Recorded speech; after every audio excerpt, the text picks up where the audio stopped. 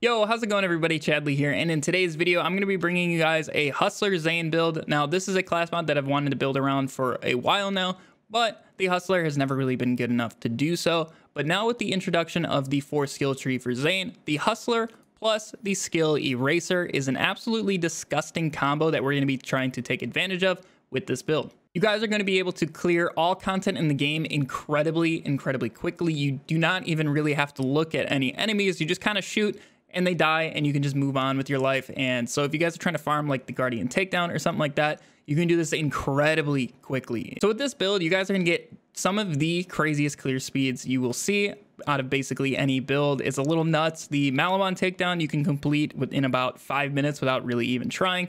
The Guardian Takedown runs super quick, so if you're trying to farm stingers or something like that out of the Guardian Takedown, this is definitely going to be a really good build to do that. Now, if you guys do enjoy this build video, make sure you guys are subscribed to the channel. We're going to have a ton more Borderlands content coming for you very soon, so stay tuned for that. But otherwise, let's go ahead and jump right into the build. Now, the main weapon that we're going to be using with this build is going to be the root. Now, we're going to be using 200 splash as our anointment on this.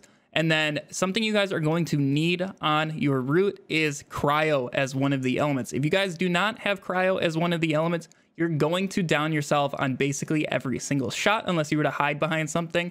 And you can't really always do that. So with the cryo element, we're going to make sure that we do not kill ourselves.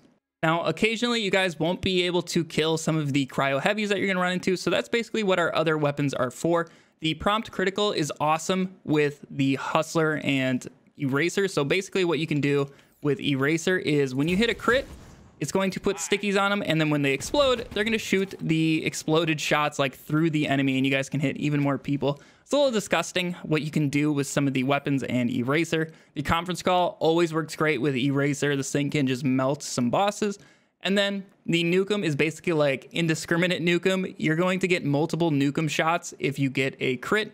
So basically, this is just going to chain to a bunch of enemies if they are near each other. So it's pretty disgusting what you can do with the nukem. Now, something that I'm not really going to use in this build video, but if you guys have it, it works amazing. It's definitely one of your best options, even at level 57, is the yellow cake. Now, I don't want to include this because you can't really farm it right now as part of the cartel event, but if you still have it or you can trade for it, this is definitely a top tier weapon for this build. It basically works just like nukem. You're gonna get those shots chaining everywhere, and it's a little disgusting how quick you can just clear through some things with the yellow cake. But otherwise, moving down to our shield, we're gonna be using a cryo old god. It doesn't really matter what shield effects you have on it. Just make sure you guys have a cryo, because this is actually a really huge damage boost with this. I've tried several shields, and having the cryo old god has been by far the best option. Now, also, with the action skill and anointment on there, it has to be cryo. Do not use any other elements. Cryo is the only one that's not going to kill you. And then with our anointment on our grenade, we're going to have the on grenade throw for the bonus damage. It doesn't really matter what grenade you use. Just make sure it has this anointment. And then for the Hustler, just have like splash damage or weapon charge speed. Those are going to help you a ton. Splash radius really isn't necessary. It's just going to blind you even more, but you're also going to hit more things. It's completely up to you what passives you have on here. And then for our artifact, we're going to be using an elemental projector victory rush.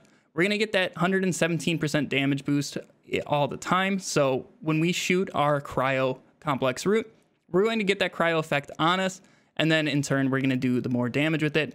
And then if you guys want to make this perfect, make sure you do have an AoE damage effect as one of your passives on here. And then make sure it's in the second or third slot, because this is also going to give you radius on there if it's in that second or third slot. I think on console it doesn't matter, but I'm not 100% sure about that part. So something else you guys can do with this is use a red suit and a radiation route, but it's completely up to you. I personally like the cryo route better because it's going to let us use the old god, and we're not locked into using the red suit, but it's completely up to you which way you want to go with those. But let's go ahead and jump into our skill trees here. Now we're going to start into the professional skill tree. This is by far the best skill tree for Zane. So we are going to be using Mantis as one of our action skills. And then for our augments, I just use Brain Drain and Proliferation so we can spam it as much as possible. Then otherwise for our skills, we're going to be using Deja Vu. Now normally this isn't really the greatest skill, but with something like the root where it hits really hard in one shot, we can get ammo back pretty often, and we really don't need any sort of accuracy in handling on it.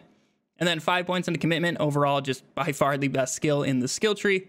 5 point into Headman's Hand for the critical hit damage. We're going to be critting so much with this. This is going to help a ton. Fugitive, so we can sprint and shoot at the same time. 5 points into reload speed and fire rate and domino effect here.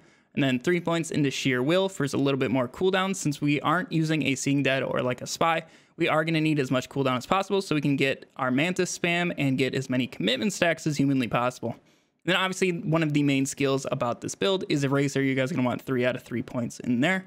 And then finally 1 point into our man Flint as our capstone. This can help a ton. So make sure you guys are aiming down sight occasionally, especially when we want to do a lot of damage to like bosses and stuff. This is going to help you guys a ton. Now our second main tree is going to be the Hitman skill tree. I like to use the Sentinel as our other action skill on here. So I just run a Sentinel, Bad Dose, and Static Field. And then for our skills, we do 5 points Violent Momentum, 5 points Cold Bore, 5 points Violent Speed, 5 points Cool Hands, 1 point into Drone Delivery so we can get that anointment procced on our grenade, 1 point into Salvation. We're doing so much damage, you do not need more than 1 point into Salvation, 1 point into Seeing Red, 3 points into Playing Dirty. This is enough to get to that extra projectile coming out of our root at basically all times. 2 points into Good Misfortune to help keep our Sentinel up.